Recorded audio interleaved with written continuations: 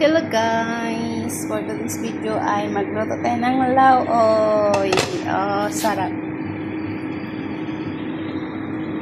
Kalabasa, tapos siling na haba, okra, sitaw. Tapos nilagyan ko siya guys ng pinirito namin isda na sobra kahapon.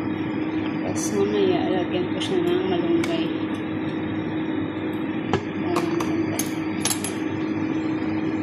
Ubus na naman ito ang bahaw namin mamaya. Ah, sarap. Tira naman yung mga pritong isda kahapon. Oh, sarap ng gulay.